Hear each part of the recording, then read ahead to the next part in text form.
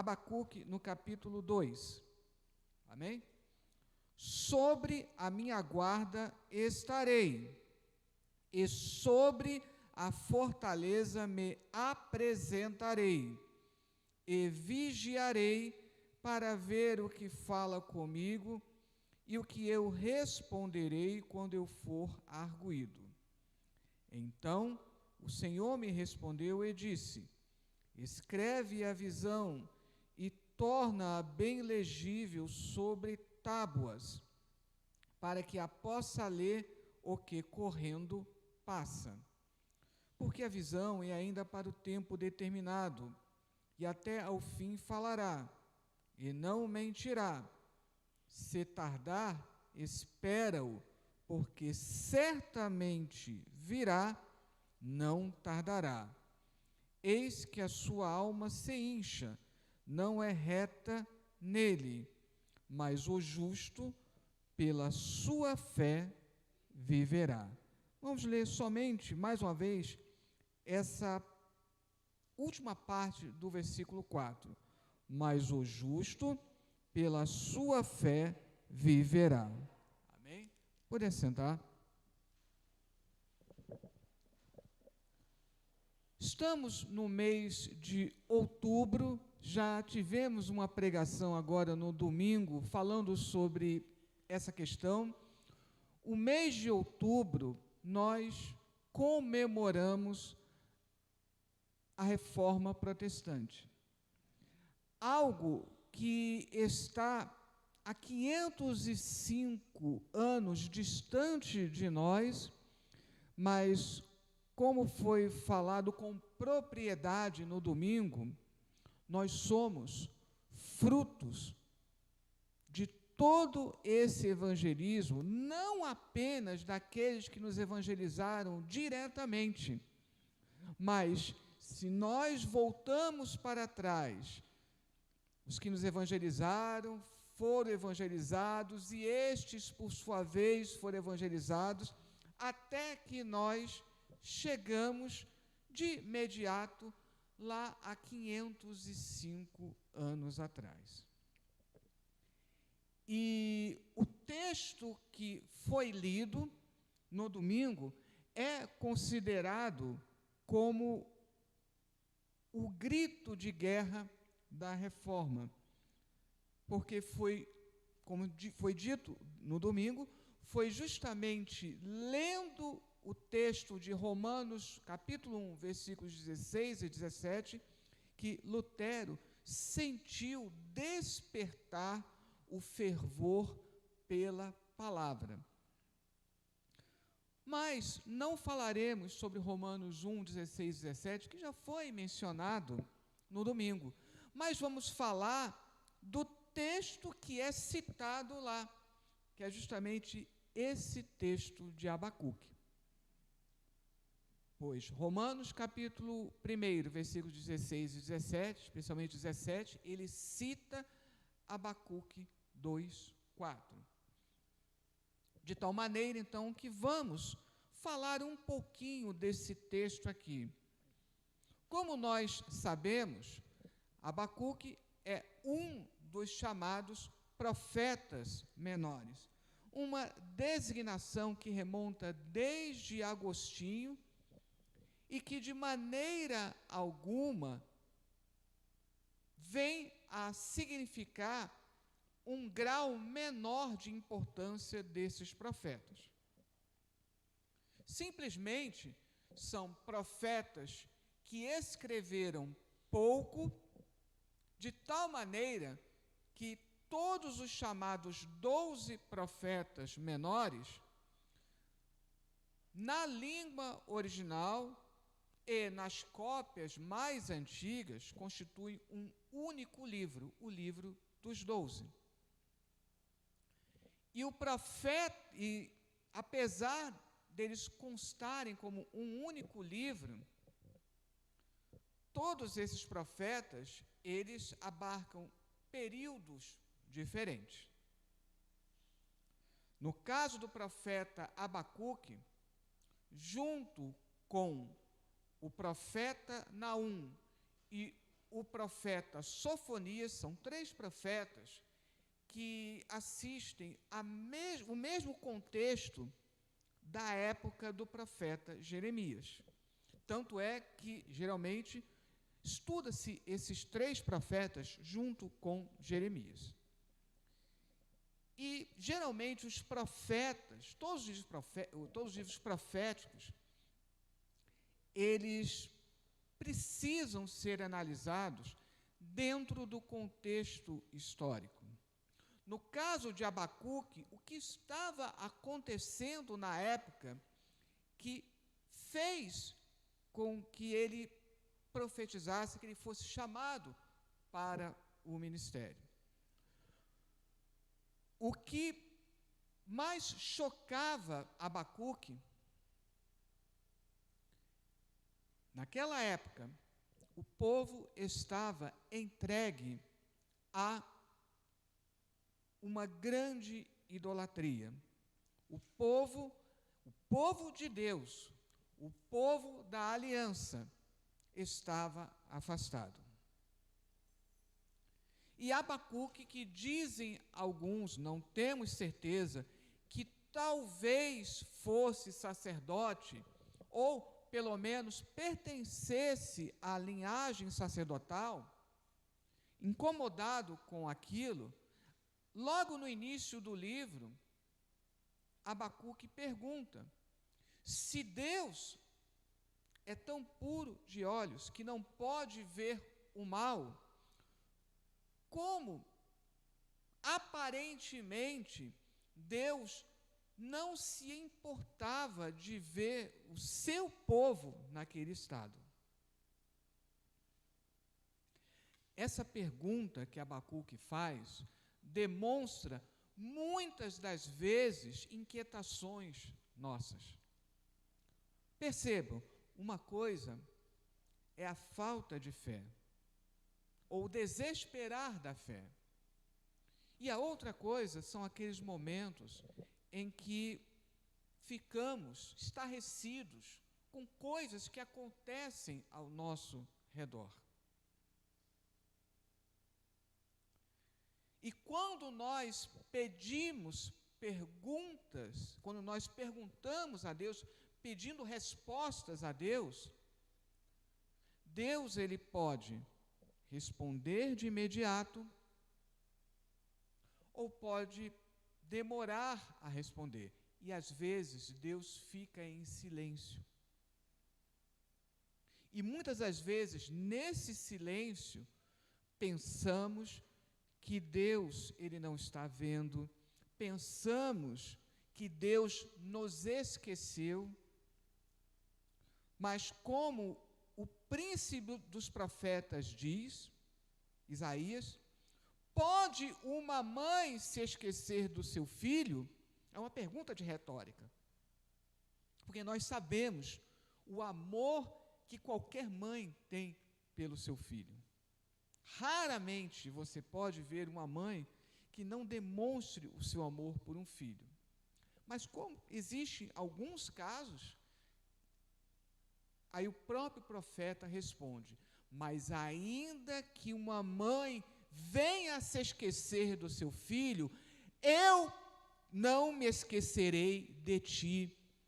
Nunca devemos desesperar, porque Deus nunca se esquece do seu povo. Deus nunca se esquece de cada um de nós. Nós nos esquecemos de Deus, mas Deus nunca se esquece de nós.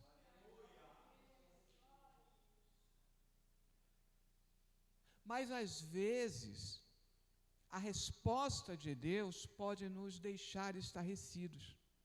Porque, geralmente, isso é do ser humano. Quando nós fazemos perguntas, às vezes, nós já queremos uma resposta. Quantas das vezes nós enfrentamos uma situação dessa? De fazer uma pergunta para uma pessoa e já ter aquela expectativa do tipo de resposta que você quer ou que você espera. Mas, voltando ao príncipe dos profetas, como os pensamentos de Deus são mais altos do que nossos pensamentos, Deus, ele não deixa Abacuque sem resposta. Deus, ele responde, mas a resposta de Deus deixa Abacuque perplexo. E qual é a resposta de Deus para Abacuque? Eu estou vendo sim o que meu povo está fazendo, e eu não deixarei impune, porque Deus é um Deus de misericórdia, um Deus que nos ama, mas um Deus que abomina o pecado. Como o próprio Abacuque diz, tu és tão puro de olhos que não podes contemplar, ver o mal. E por isso, Deus responde a Abacuque: eis que eu suscito os caldeus, e através deles eu vou castigar e ensinar o meu povo. Mas isso que deixa Abacuque perplexo. Mas, Senhor,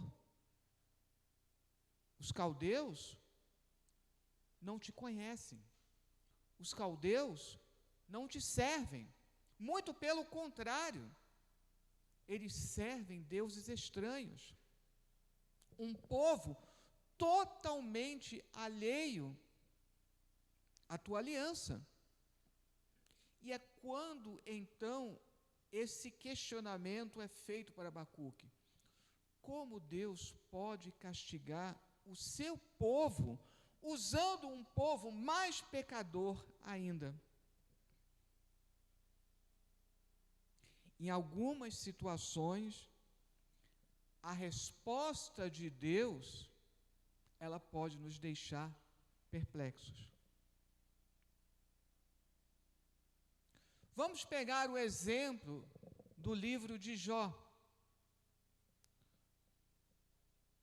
Praticamente todo o livro é uma pergunta que Jó faz a Deus e que ele espera uma resposta.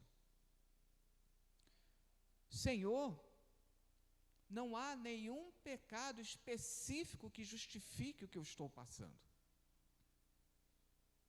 Todos nós somos pecadores, todos nós somos falhos, mas o próprio Deus dá testemunho de Jó, um homem íntegro, reto, que se afasta do mal. Então, por que ele estava passando por tudo aquilo? Podemos dizer que essa é a grande pergunta que resume o livro de Jó. Por que o justo sofre?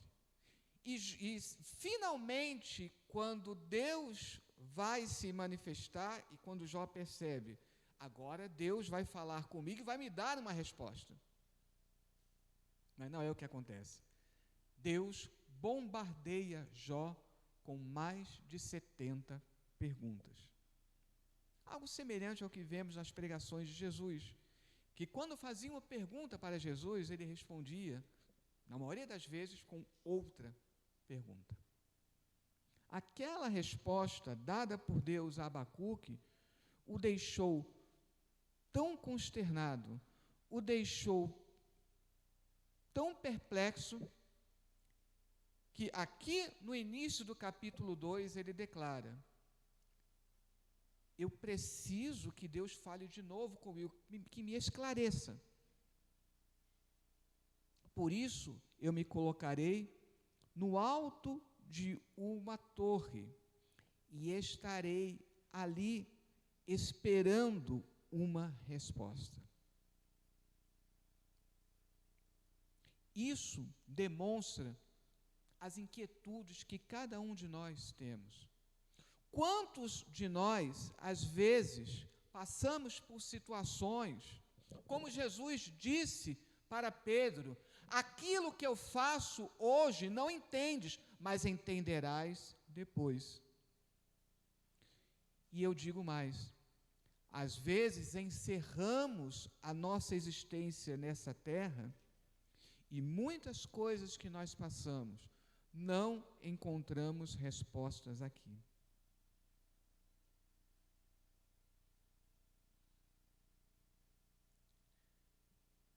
Deus, Ele sempre está atento ao nosso clamor, sempre está atento às nossas inquietações. Por isso que Hebreus diz um dos motivos pelos quais aconteceu a encarnação, um dos motivos pelos quais o Verbo se fez carne e habitou no meio de nós.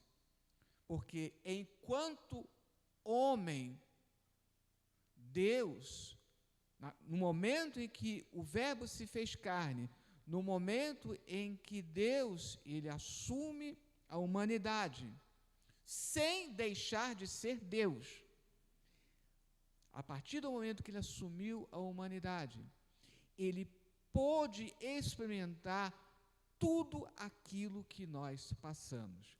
Por isso que Hebreus também explica, em tudo ele se fez igual a nós, somente não no pecado.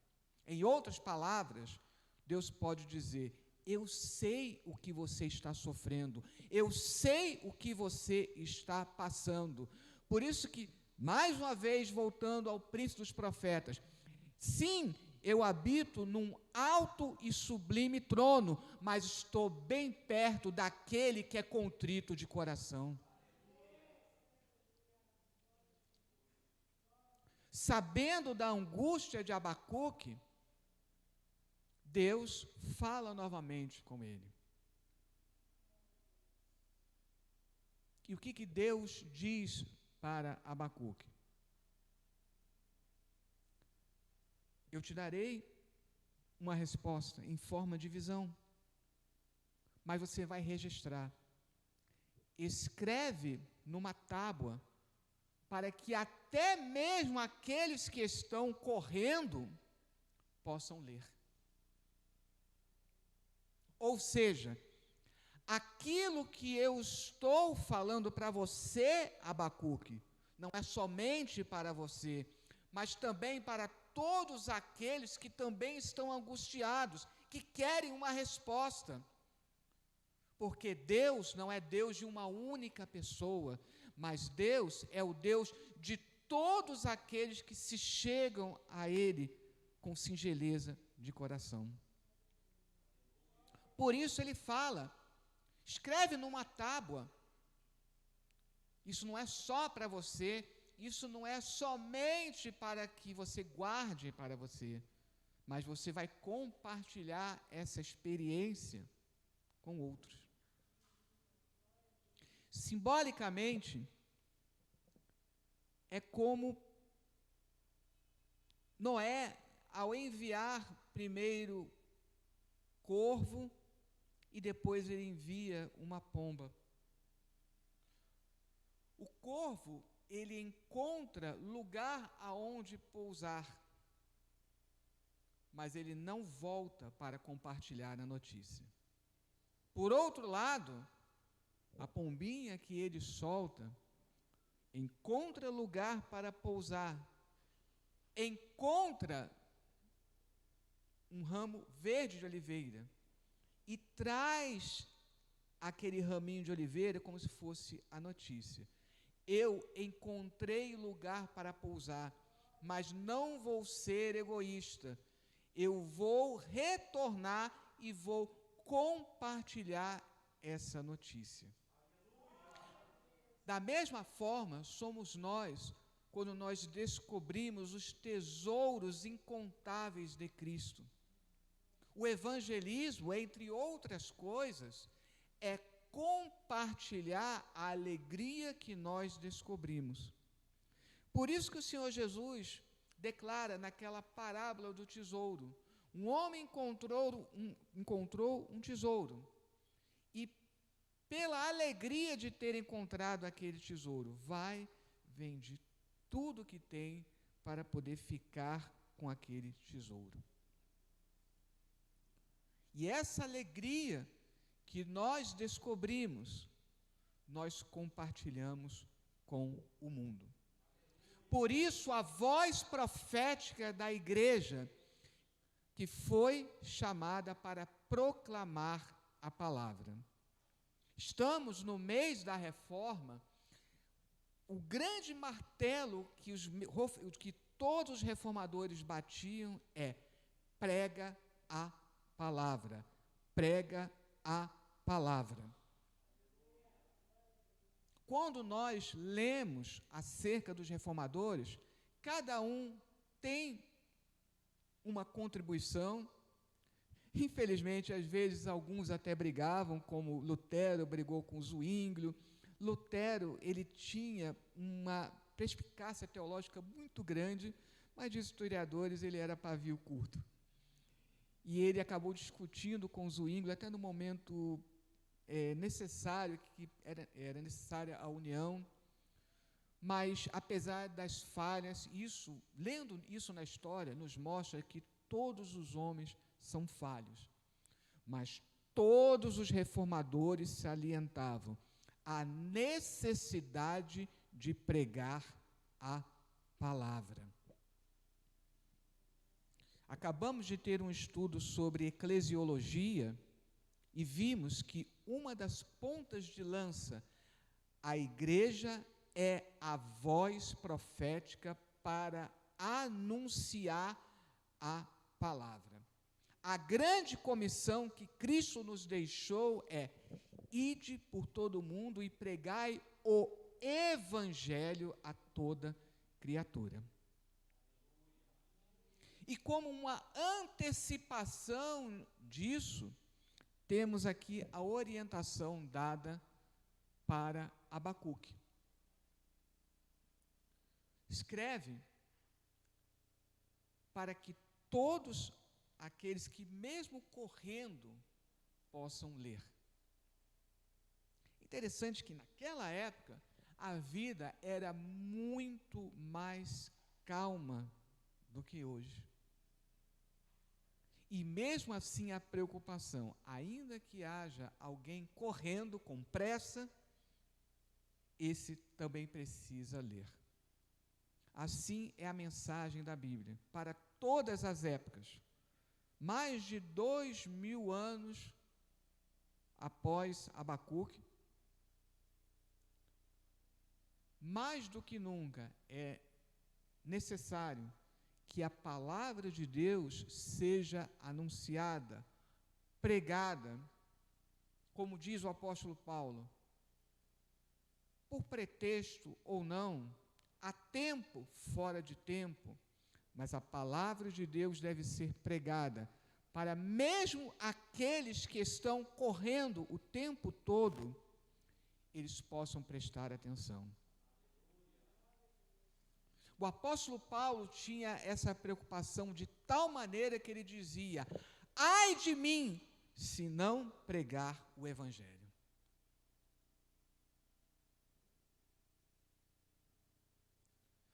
Mas, afinal de contas, exatamente o que Deus pede para que Abacuque escreva? Justamente uma declaração que é tão impactante, que é essa declaração que vai ser reproduzida lá em Romanos 1,17. Romanos 1,17, como eu disse, é uma citação de Abacuque 2,4, e é tão impactante que virou a vida de Martim Lutero de cabeça para baixo. Como ele mesmo declara, ele não foi mais o mesmo depois que ele foi impactado pela mensagem de Romanos 1,17, que, citando Abacuque 2,4, no final é essa: o justo viverá pela fé. E o que é interessante é que o conceito de fé, ele é um conceito neotestamentário, mais especificamente do apóstolo Paulo. A explicação vem pelo apóstolo Paulo. tudo aquilo que nós sabemos desse salto no escuro, a fé é um salto no escuro, mas também existe a fé salvífica, que é o momento em que você diz: eu creio, eu tenho a fé em Jesus como meu único e suficiente Salvador. É um termo que é típico da língua grega. Lá no hebraico não tem esse termo. Tanto é que o único versículo em que a palavra fé aparece no Antigo Testamento é esse versículo aqui. E mesmo assim, a tradução aqui foi influenciada pelo Novo Testamento. A palavra aqui hebraica emuná, ela remete ao conceito de fidelidade. De tal maneira que uma compreensão mais adequada dentro do contexto aqui de Abacuque 2,4 é: o justo viverá pela sua fidelidade. E o que quer dizer exatamente isso no contexto de Abacuque? Por que, Abacuque, você está escandalizado que eu, na minha soberania, castigue o meu povo utilizando um povo mais pecador ainda?